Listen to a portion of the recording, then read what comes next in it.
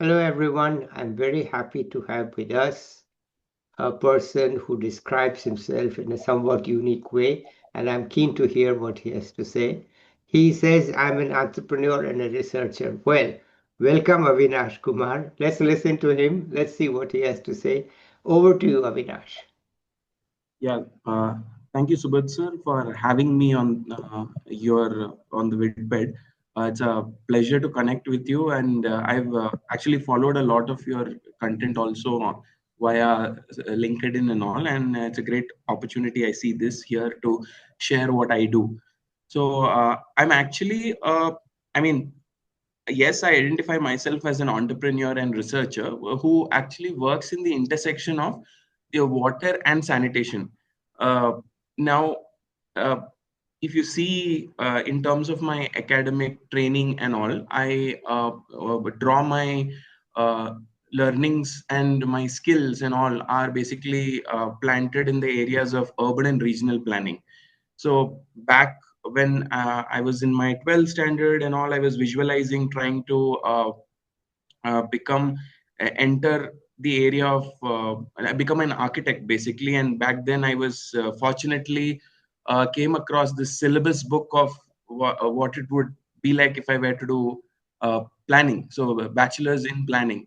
And this is where I was very inspired with the idea of not necessarily being fully committed to any one field, where there was training provided in economics, urban sociology, settlement geography, architecture, and all of that kind of really vibed with me back then. And I had made the choice of entering B planning. And uh, in- after that, I again further specialized in urban regional planning and into certain areas of environmental planning. And it's been close to 14 years now, where most of the work that I do, if I have to say, the critical mass of the work that I do is providing advisory services to state and local government agencies, whether that be in India or in foreign geographies, for how to organize investments to tackle issues related to solid waste management, liquid waste management, water supply, and the overall aspects of water resource management as well. Yeah. So so when I say investment planning, what you're talking about is like trying to find gaps in supply and demand of services offered for managing their solid and liquid waste and all of that. And correspondingly, what kind of interventions they should do and how should they allocate the taxpayers' money towards those interventions. And generally, these interventions are of the kind like infrastructure interventions, like putting assets in place, treatment facilities and all, trying to select between different technologies. That apart, it's also a lot of capacity building measures that need to be done, because once you've decided that this is how you want to spend it, you still want people with certain skill sets in place. So this is also a big major gap in developing countries, India being also one of them. And that beyond that, also awareness generation initiatives need to be planned so that the citizens are onboarded in this whole ladder of infrastructure planning in that journey. So a lot of what I do comes down to this particular scope of work. And I think it was somewhere back in 2014 that it clicked for me. Till from 2011 till 14, I have still been doing a lot of sanitation planning works. But I think it was somewhere in 14 where back then it was with an NGO called CDD Society and BORDA, Bremen Overseas Research and Development Association, while working with these groups of people. So these are basically, you can say, people who work in social impact with German government aided money, trying to build decentralized solutions in developing contexts. And I completely digged into their paradigm, their approach, their methodology, and it started making a lot of sense to me. That's when it actually hit me that this is what I want to do for the rest of my time. Uh, and what actually clicked for me from that point on was, so I really enjoy how we approach a problem, and then uh, on the basis of that approach you build your methodology. So your approach when you are spending public money in sanitation could be focused around being very participatory. It could be focused around trying to be having cost recovery as your main paradigm. How do you get back what you've spent? It could only be to focus on the public health implications of your work. So the if I can call it, indicators that you select in order to build your infrastructure planning paradigm could be directed in order to serve these approaches. So this is something, I think this journey specifically started in 2014, and by I think 16 17 I was fortunate enough to start, I mean, if start looking at all my projects from this very simple lens, that okay, there is this new territory over here, what new approach and methodology can I learn from? So by then it was more like, if I could use the analogy of a cricketer, like in cricket you have players who they have batting averages, they've got runs, they've, and then you are given respect based on the different regions in which you, different types of settings in which you score your runs. So if you score all your runs at home, you may not necessarily have the same respect as you would if you were a great touring player, right? So it really this part actually stuck with me, and that I was fortunate that I was with a team which also gave me opportunities to work in Bangladesh, Afghanistan, and till date also in Cambodia. My own firm, we've been able to work in Cambodia, some parts of Africa as well. So what happened was, during this period I started building some understanding on how the institutional processes are different in these different different cultures, if I can call it. Governance cultures were different there. Sectoral policies, though broadly at a meta level have the same goals, they had various different sectoral policies to deal with the same problems. Market mechanisms were different, and the service delivery modalities also were different for all of these systems that I speak about. That is wastewater management, solid waste management, water supply, for managing water supply as well. And uh, oh, I mean, along the way also I was uh, getting inspired by this idea that, okay, this is more like a very long drawn out uh, journey. It's not that the notion of success here is how many different frontiers can you gather experience from.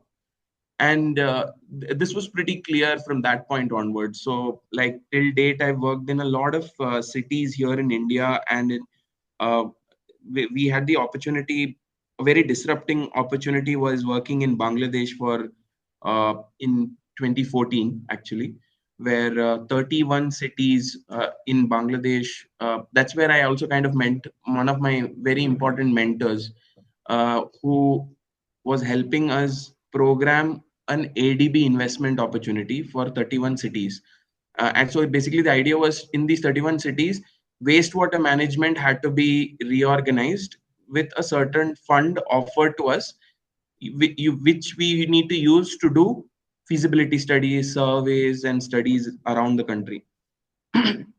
I would imagine that that was a great, in hindsight, that was a very successful project. And then when we came back, it was when we came back, a lot of what was happening was how to master the art of, like writing a development sector proposal, and figuring out this approach and methodology bit which I was mentioning to you earlier about, and trying to engage with creative people in my sector, and with the ideas that they had to offer. So one important aspect also, which I didn't capture till now in my experience, was working very closely with uh, the folks who do work in my sector hands on.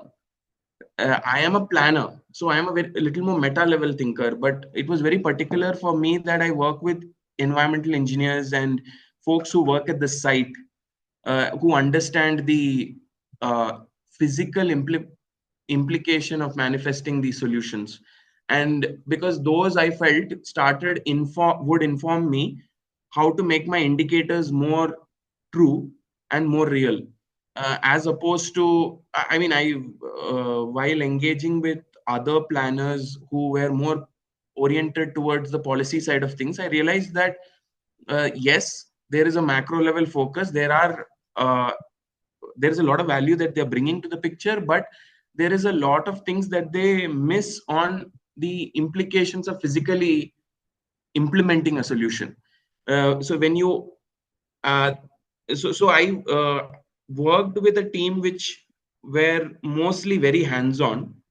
And then when I since 2017 I've been working as a independent consultant, so like with agencies like USAID, GIZ. These are basically multilateral aid agencies that belong to uh, countries like America, United States of America, Germany, uh, the BMZ, which is again the German funding organization, World Bank as well.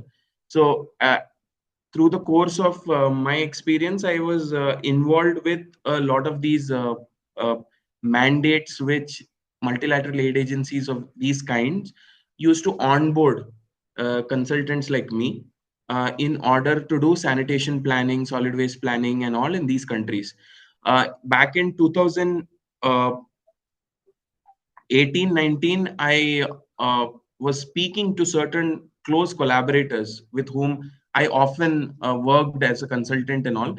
They What it emerged in those conversations is, why don't we try and do something on our own? The reason for this was a lot of the enterprising part of my work had to do with finding good creative collaborations in my field, but it was always as a consultant. uh, when I spoke to one or two or three of these consultants with whom ideologically I felt, okay, there are much more creative ways of approaching the sector, we thought, why don't we, instead of being at the disposal of other bigger agencies, why don't we register something and try out something on our own? So, I mean, as serendipity would have it, in one of those months, actually a very senior official from the Asian Development Bank who knows me, who's a mentor of mine, had reached out to me asking if we could. I've heard that you're talking about registering some entity. Why don't you? I had done one particular enterprise earlier, which was not very successful, and he knows about it. So he had asked me about it, and I mentioned to him that I would like to uh, do something else from scratch and register something else from begin with. And because I had worked through the failures of that particular earlier enterprise and also worked with a few NGOs and everything, I knew what are the advantages of uh, registering a private limited agency here in India. Also, so like in this period between 2016 till date, particularly till 2022, the COVID period, there was some there was a particular regulation called the FCRA Act, where they were trying to, it's like this Foreign Contribution Regulation Act. Uh, the As part of this, whatever contributions were coming into the country was looked at with a certain they were a little stricter with how money were brought into the country for any civil society related uh, implementation activity or anything of the sort. And this is where I thought that if we were to register a not for profit and all, it might not it may stand to actually uh, have too many hurdles in the way. And we also, by then, I was actually an advisor in the state level in entity, National Institute of Urban Management, where I was lucky to again come under the mentorship of the CEO there, who very interestingly had worked in private equity markets for 32 years. A lot of this conversations and the kind, he keeps doing book reviews on a weekly basis. So whenever he reads something interesting, he would share insights in the scope of his conversations. A lot of what I learned under him had to do with respecting markets over regulations. And me being a planner, this was a big shift in my journey as a practitioner, wherein his point was that the moment you are regulating, you're restricting markets to basically take shape, services to take shape in a manner which is more optimized for the consumer. And this kind of got very, very refined in my head during that period of time. And that also added to the flavor of wanting to begin a private limited agency. And within my planning practice, prior to that, I also had a lot of work done in how to develop business models and all, but social impact focused business models to make used water management. Nowadays, wastewater management is referred to as used water management, to make used water management, solid waste management, and all more viable. So, many of these systems, if they are municipally owned, they turn out to be not very cost viable. But if they are municipally owned and privately operated, or even better, if they are privately owned and privately operated, you stand to benefit much better. So, so even in my planning practice, I was thinking a lot about how the price and value of commodities, of services, and all. In the way I put it, price is what you pay, value is what you get. And we were thinking a lot about this when we do mapping of the institutions, mapping of the services they offer, mapping of the uh, beneficiaries or citizens who are benefiting from the services, and then how do you get the market involved. All of these uh, uh, bits had to be connected in the planning paradigm which we had to propose. So, so I was pretty clear that we register a private limited firm, and there were three um, very important collaborators of mine, very general collaborators. We always collaborated with each other, and uh, the interesting part, we decided, so more important than collaborators, they were also very dear friends. So we decided, okay, let us just register something here. And uh, we were fortunate through the ADB counterpart that I mentioned to get our first grant. So it was I mean, around like 16 lakh rupees, which was, I think, reasonable enough for us to be a little creative, explore, and do things. The idea there was to study the, undertake a impact evaluation study of all of the investments of the grant making agency in the sanitation sector in four different geographies. One being a public toilet a model that they've implemented in Delhi. So there were four big assets they implemented in Delhi, and they wanted to check the footfall and how viable it is, how is it different in different regions when you do this, and what could be lessons for the future for them. One was a wastewater treatment plant here in Hyderabad, and one in Satara, Maharashtra, and one was a social impact platform built for women to like a women SHG led, self help group led community toilet model that was implemented there. So we studied that. We had 6 months to do this and all. Now, this is where I think the first choice of words that you talked about, entrepreneurship and research, this all started taking shape in a very practical way for me as a practitioner. That's when actually I started labeling myself as that as well. So, and the kind of projects that started coming our way also, we gave ourselves a branding which is uh, to look at the entire spectrum, ranging from looking at the feasibility of solutions. How do you study feasibility? So that's an area of our expertise. Second is engineering design. Once you've decided this at this site you want to solve the problem, then you want to do the engineering design of this. Third is executing this at the site. So the site, whether it is civil construction, or for this you will do excavation and involve labor and manifest your solution, all of that. So the infrastructure design execution is the third. Then it is about training and capacity building of your counterparts for whom you've supported to build the solution. So the capacity building of this. Capacity building could be sometimes for those who are operating and maintaining a plant. It could also be for the agency that received the grant and has to spend the money also. Uh, then uh, the other bits, so training and capacity building is next, and then policy advisory. So yes, we do policy advisories projects on their own without needing to involve in site level executions and all also. However, uh, uh, our paradigm of policy advisory comes from being more site specific thinkers. So trying to be very decentralized in our thinking. This is where we draw this thing from. Our approach is from. And finally, impact assessment.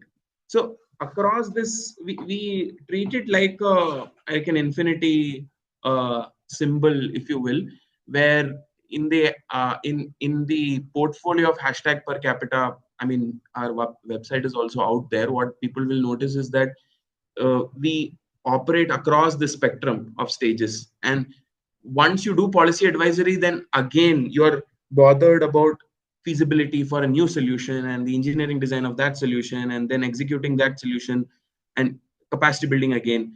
The reason why we also what do you say, identify with this was, in India a lot of the, like the Central Public Health Environmental Engineering Organization, CPHO, which sets standards for solid liquid waste management, a lot of their studies, if you see online, you will find that sewage treatment plants and solid waste processing facilities and all are dying out because of very minimal operation and maintenance.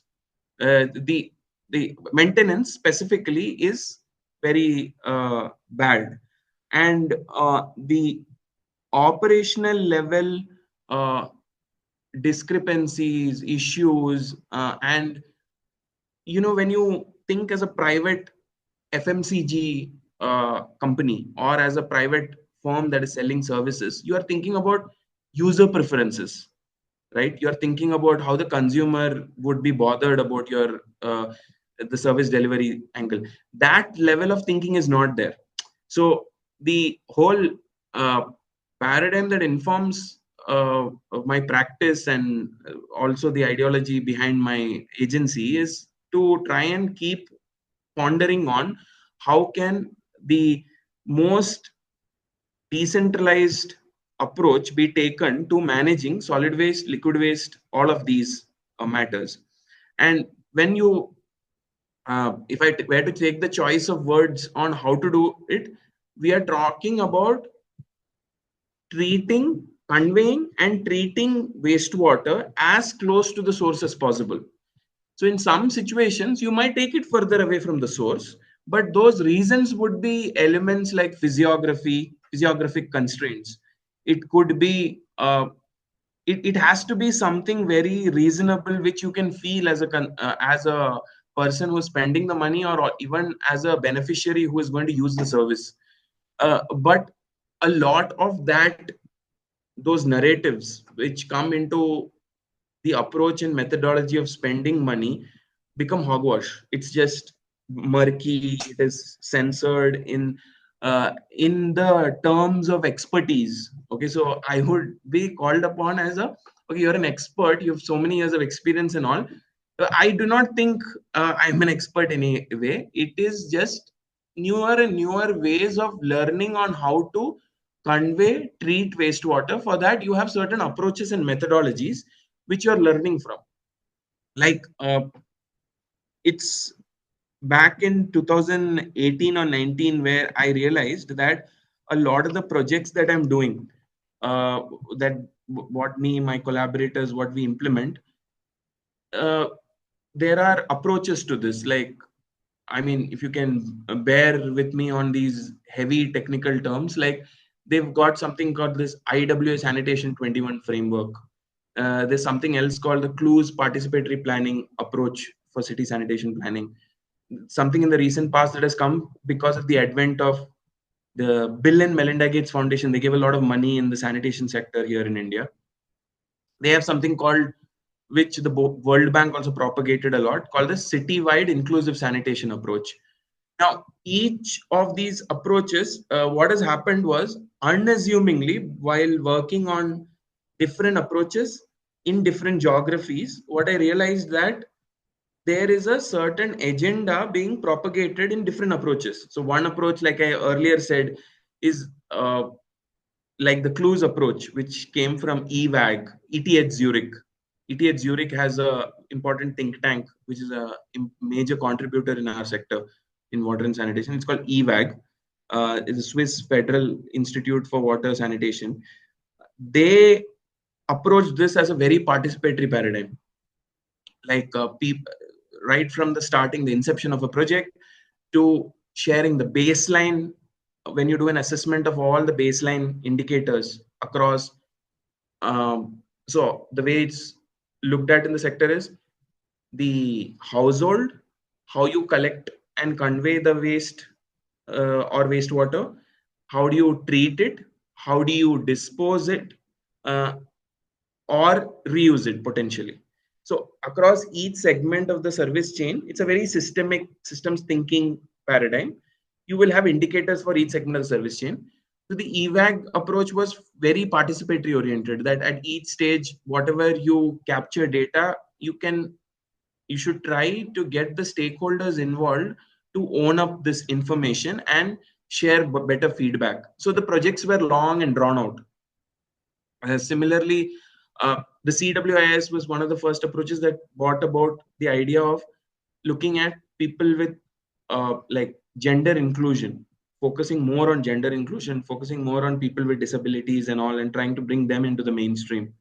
Because by then, sanitation planning had already seen all the mistakes that could be done in this field.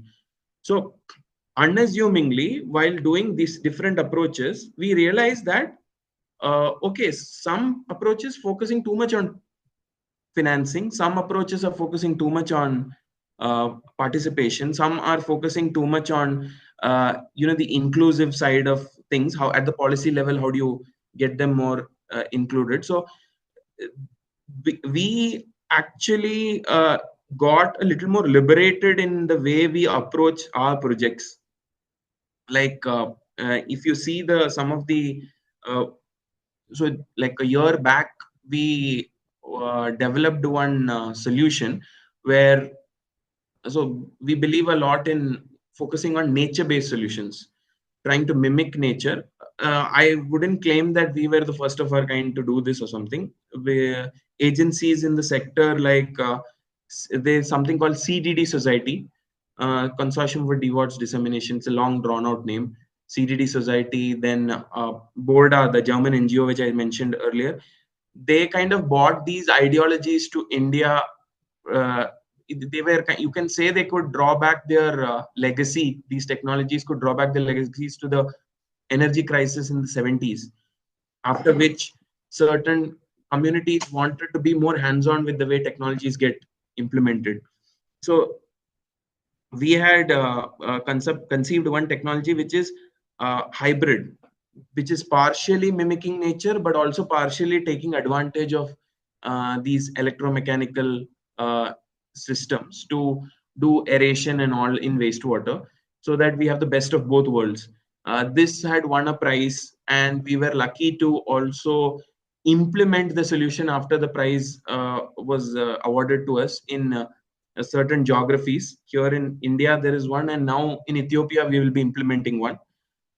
So this was one very interesting project that we did, which allowed us to think about the cost of infrastructure even better.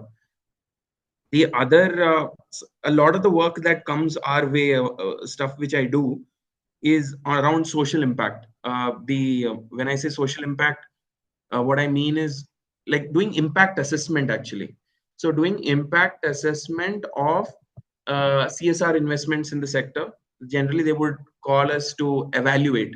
So there was one like an oracle-like entity which was investing in uh, for menstrual health and hygiene. They wanted to build a program where they're building incinerators in schools, like specifically girl schools. And for this, they wanted an audit to be done and insights to be offered to them on uh, users of these device, how could the usage of it become better, and how could the awareness of MHM be furthered in the sector. So that was one interesting assignment that we got.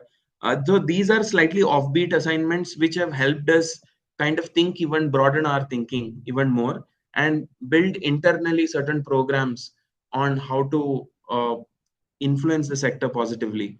Uh, we've also started looking at sanitation planning. We broadened our approach and methodology to incorporate climate resilience as well. So there was the German government, the BMZ, the federal ministry, backed the funds which needed to be invested in uh, Cambodia for building climate resilient sanitation plans. And they wanted to do pilots in two regions, Chabermon and Senmonorom. So over there, we helped their district level agencies to build infrastructure investment plans with a capacity building strategy, and how they could organize the outlay of their public tax money, and a combination of that and the grant money to uh, implement solutions and address their sanitation needs. So in that context, some of the interesting insights that came about was, like, you're not just addressing gap between supply and demand of the solution, you are addressing supply and demand, but then you have an additional lens of exposure to vulnerabilities because of extreme weather events. So uh, the disaster oriented timeline is one bit, but then the over and above that, the timeline of climate change, which is generally 25-30 year kind of spectrums, that have come into the picture. But we are most in these kind of projects, we're more focused on the disaster side of things. I would have to say that also. So what that project did was to get me as a practitioner also thinking about climate resilience, uh, over and above disaster, over and above infrastructure supply demand gap. So there are these additional ladders that have gotten built on it. But as I say this, you would also understand that within India, there are also other challenges, like how institutions collaborate with each other. You can make a plan, but when the plan, if it has to see the light of day, there is a lot of government intention, motivation, and uh, the support of senior bureaucrats and all, which have to come into play. So that also, there also we've learned a lot of interesting things. Like last year, just you can say probably we would be almost the last USAID spended money in India. Amongst the last bits of their money would have come to us. So like there was this project, an interesting assignment program called Suwasi, which is the USAID government's support to uh, the Indian government for sanitation related investments. Uh, so that was a grant offered to an agency called Athena Infonomics. They had onboarded me and two of my close collaborators within Hashtag Per Capita to go and look at 15 cities, specific cities which were selected from the Swachh Sarvekshan, Swachh Bharat mission, which in Swachh Bharat mission, these were claimed as the cities that had the best outcomes, impact outcomes of the. So and for doing that, they had told us to look at the Swachh Sarvekshan indicators, and then go to the field, see how these assets are operating, and see the gap between what the indicators say and what you see on the ground, and offer us insights based on what you think could be done better. Uh, One very lasting impression that I had was, you can, there's a very visual brain tattoo that I had in a region called Chikiti in Odisha. Uh, Chikiti is, we are talking about, sir, like in a ballpark of 20,000 population.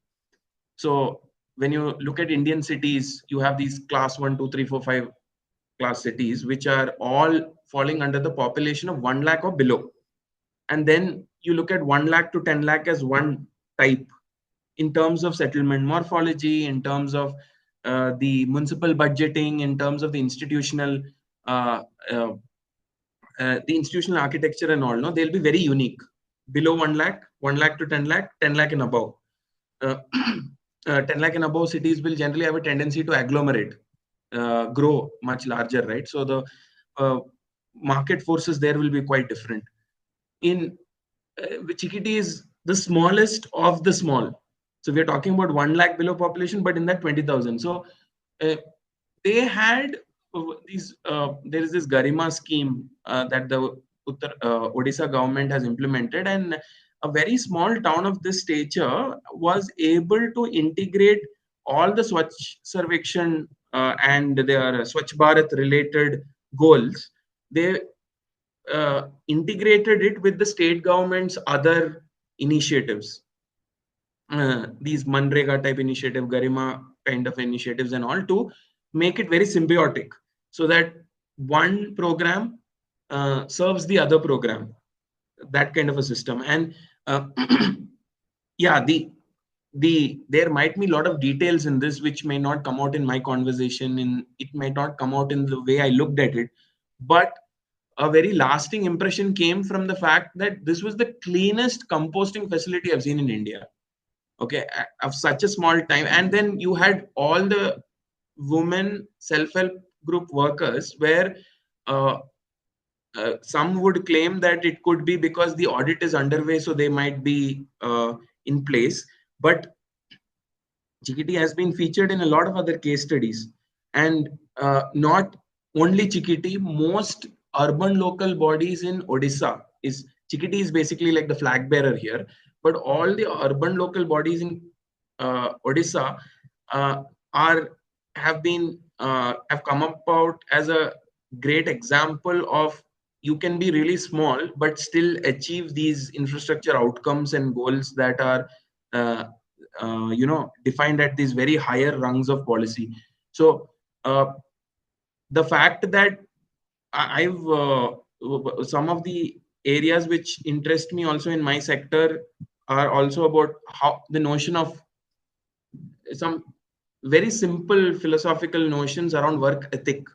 What is it that makes a sanitary worker in Japan or Germany more focused and targeted and contributing kind of an orientation? Why do they bring that compared to why is it very difficult here in India?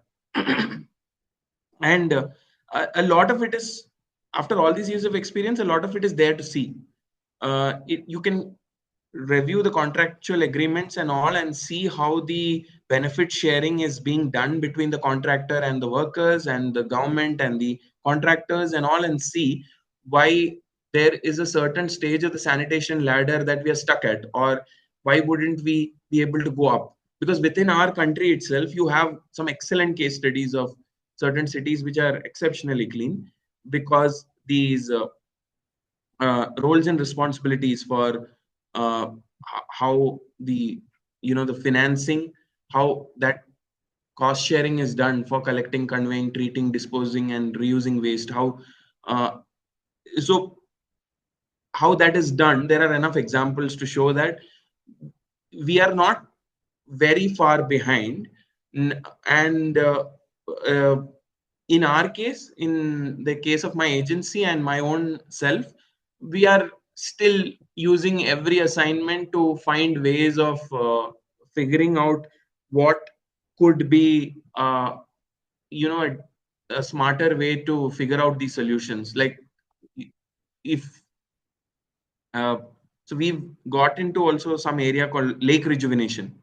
That's something also which we do. So initially it's always like guiding city level governments, right? on how to organize their budgets and do their infrastructure investment plans.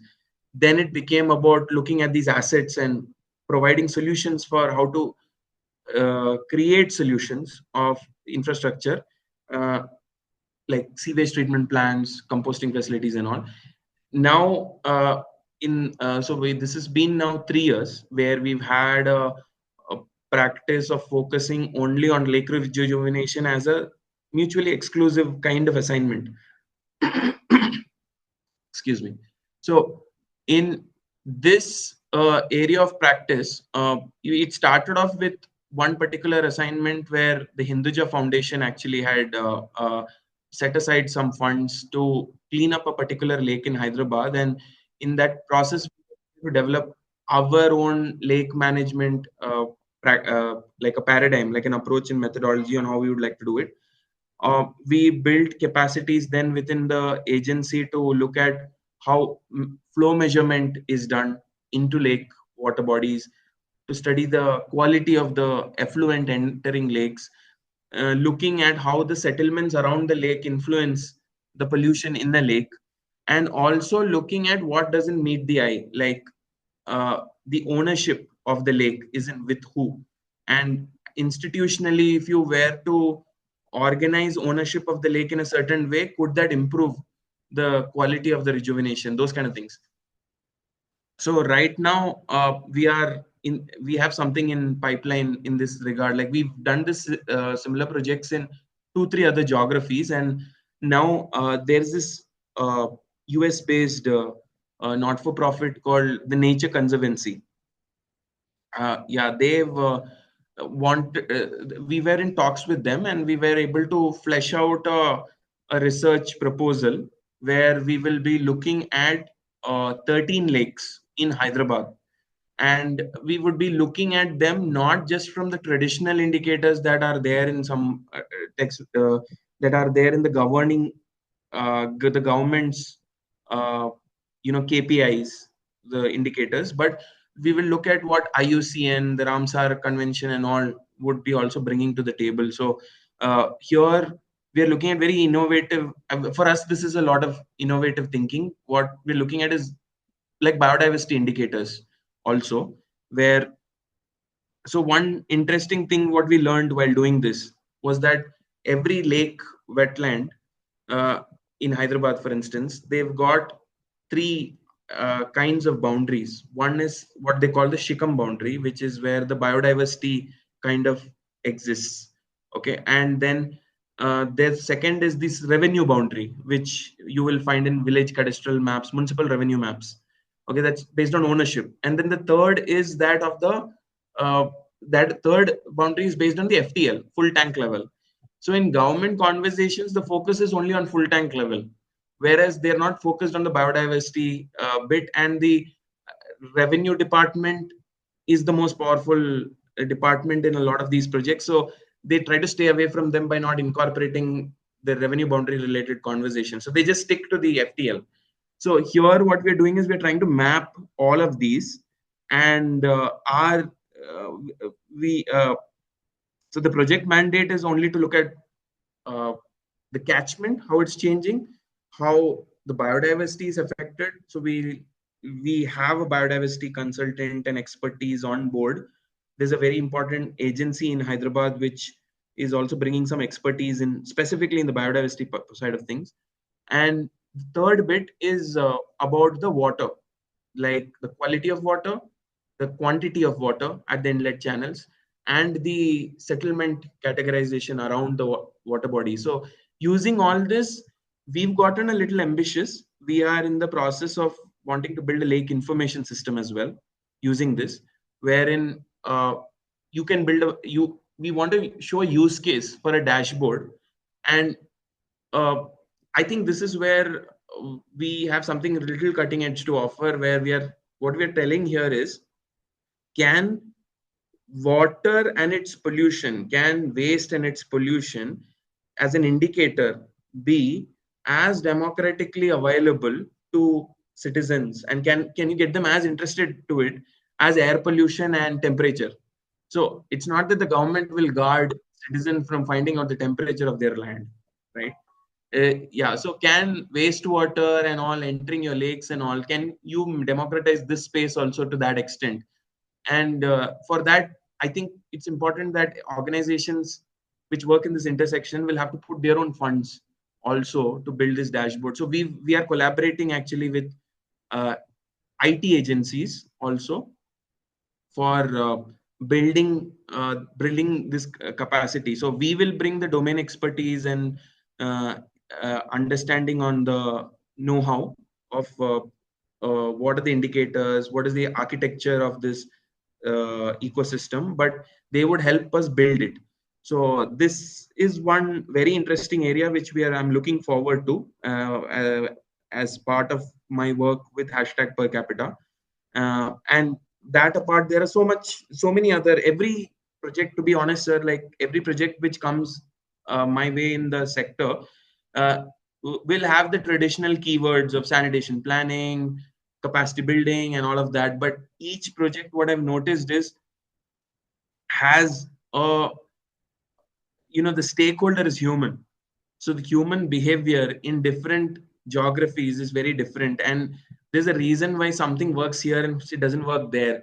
So when you find how they all connect, right, that's a very creative endeavor, and it's very research oriented. Finding more and more avenues to do such work requires a sense of initiative and enterprise. That is where the entrepreneur in myself comes in, or my group comes in. So this is what I would like uh, uh, present my work as, and also give you a glimpse. I might have confused you in certain territories, but please feel free to uh, ask your questions in case it helps. Okay, well, first, thank you so much. Uh, you have proved my meta point. The meta point being that there are a lot of people in India who have a lot to say, and why don't you give them a chance to say it? Right, right. Okay. Why do you restrict them to 10 minutes at a seminar, 12 minutes at a seminar? It doesn't make sense. You need to give them the time. So I think it's been pretty long time that you have taken, and I'm glad I heard every word of it, and I'll discuss some of that offline with you.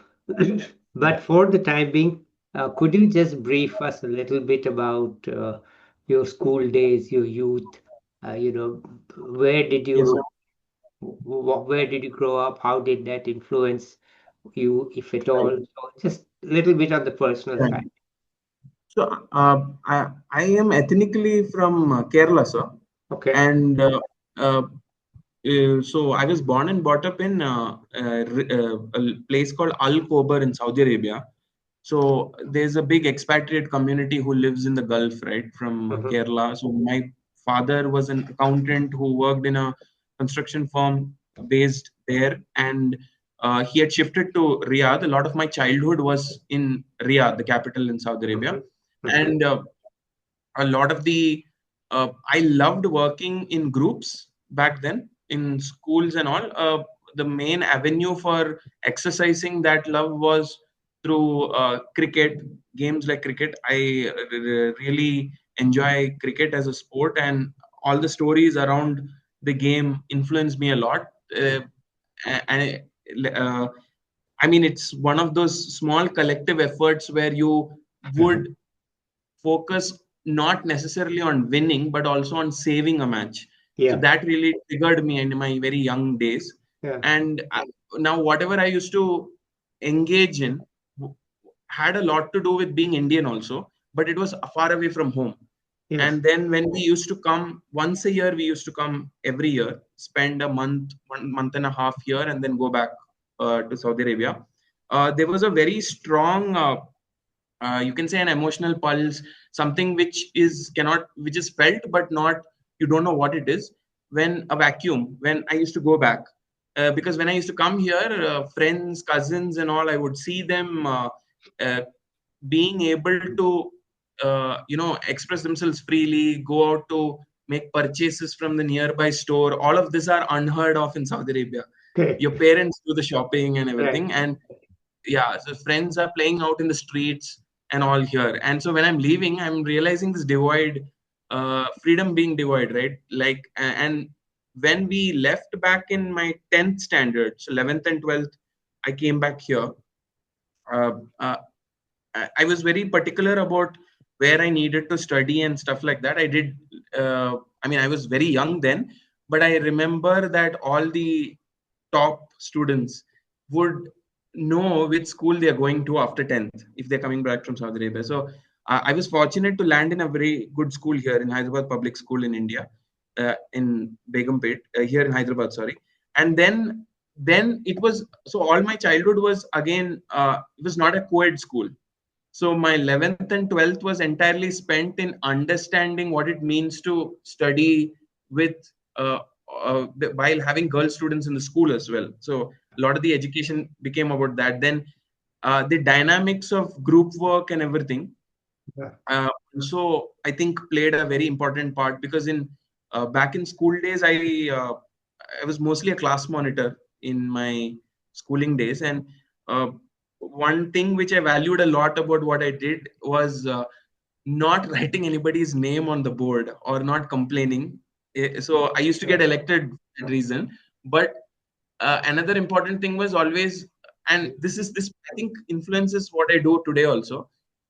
Whenever there was a free period, I used to write a letter on making a request on how they could convert this free period into a physical education kind of a class, where they allow us to go to the ground and use the ground. You need to get permission from the principal, vice principal. So I would write this letter, send it there, they'll send it.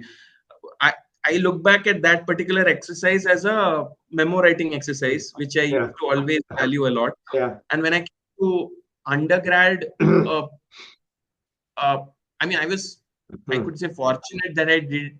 I mean, I was a good student till 12th, but I did not have a good board exam. The Hmm. final board, 12th board, didn't go well. And I think that was an act of serendipity that was very Yeah. important, Yeah. because if it happened well, I would have probably taken engineering.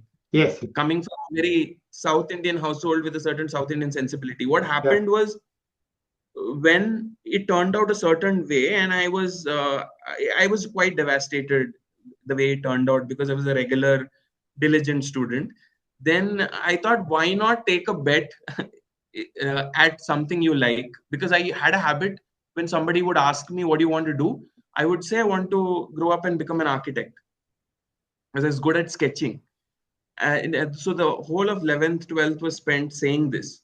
And then when the exams didn't go out well, I decided, why not try that trajectory now? What's there to lose? You put all your life into something important, and probably at the World Cup like moment for that, you didn't do well. Why not you just uh, move into the other direction? And that's when I was looking at that, I found this syllabus book for bachelors in planning. Yeah. And till date, I feel it found me, Okay. rather than me All right. finding it. Yeah, yeah. Yeah. Well, So this it's is a how it. very impressive piece of work, and now I know that one Yeah, failure led to another success. yeah, yeah, yeah. Absolutely, absolutely. Absolutely. Okay, That's well, great. I have a lot to talk to you offline. So, and this has Yeah, been yeah, pretty long, I should say. So let's end it yeah, here yeah, today. I'll be back yeah. with Sure, another sure. young person or an expert. But before we do that, the final Yeah. word. Final word is, I think you need to always search for purpose in whatever you like. So purpose would come in the intersection of love and what you're good at, but you should leave something for serendipity. I don't think you should control everything. That's where I would like to end it at, sir. Okay, good. Let's end it here, Avinash, and I'll Yeah, talk to you offline. So, yeah, thank you, bye, sir. bye, everybody. We'll be back with a young person or an expert.